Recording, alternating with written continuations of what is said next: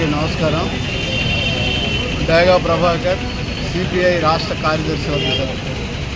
నిన్నే మోడీ గారు petrol diesel మీద, సిఎన్జి గ్యాస్ మీద రేట్లు పెంచారు.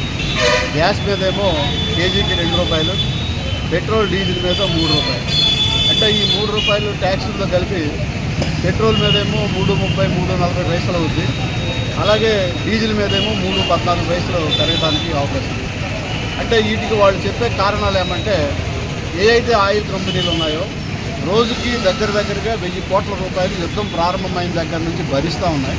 అందుకోసం ఆ భారాన్ని ఎక్కువ కాలం భరించలేరు కాబట్టి ఆయిల్ రేట్లు పెంచడం ద్వారా ఆ భారాన్ని తగ్గించడానికి కావాల్సిన ప్రయత్నం చేస్తున్నామని చెప్పేసి కేంద్ర ప్రభుత్వం చెప్తా ఉంది. అసలు పశ్చిమాసియాలో యుద్ధం ప్రారంభమైనప్పుడే కమ్యూనిస్ట్ పార్టీలు, ప్రతిపక్ష పార్టీలు ముందే చెప్పాయి, భారాలు మన మీద పడడానికి అవకాశం ఉంది, యుద్ధ నివారణకు ప్రయత్నం చేయండి. కానీ ఈయన అసలు యుద్ధ నివారణకి ఏ విధమైన ప్రయత్నం చేయకోకుండా ట్రంప్ గారు ఏం చెప్తే దానికి 5వ తరగతి స్టూడెంట్ తల ఊపినట్టుగా ఊపాడు. యుద్ధం ప్రారంభమయ్యాక కూడా ఇరాన్, రష్యా భారతదేశానికి పాత ధరలకి ఆయిల్ సప్లై చేయడానికి ప్రయత్నం చేస్తే, వాళ్ళ దగ్గర ఆయిల్ కొంటే మీ వస్తువుల మీద మేము 25 రెట్లు 50 రెట్లు పెనాల్టీలు వేస్తామని చెప్పేసి ట్రంప్ గారు బెదిరిస్తే, జీ హుజూర్ అని చెప్పేసి మోడీ, అమిత్ షా తల ఒగ్గి ఇవాళ 140 కోట్ల మంది ప్రజల మీద ఈ భారాలు మోపడానికి కావాల్సిన ప్రయత్నం చేస్తూ ధరలు పెంచారు.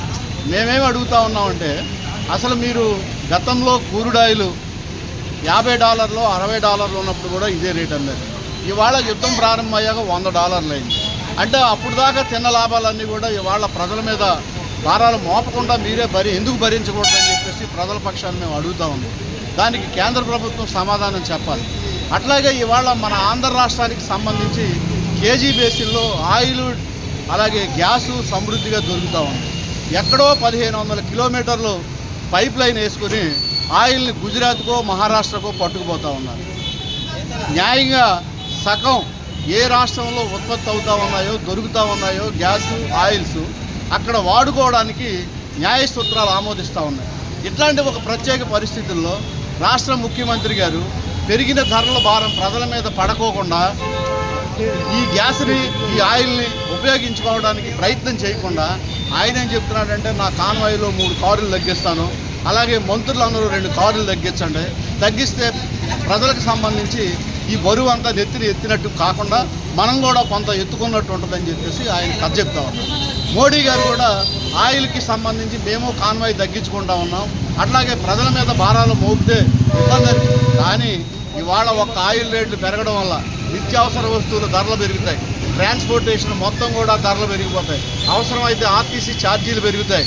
అట్లాగే రైతుకు సంబంధించి వ్యవసాయ ఆధారిత పనులు ఏవైతే ఉన్నాయో, ట్రాక్టర్లు కానీ లేదా వరి కోత యంత్రాలు కానీ ఇవన్నీ కూడా డీజిల్ మీదే నడుస్తూ ఉన్నాయి. కాబట్టి ఆ భారాలు మొత్తం రైతు మీద కూడా పడడానికి అవకాశం ఉంది. అంటే భారతదేశంలో 140 కోట్ల మంది ప్రజలకు సంబంధించి అన్ని అంగాల మీద కూడా ఈ పెరిగిన ధరలు పడడానికి అవకాశం ఉంది.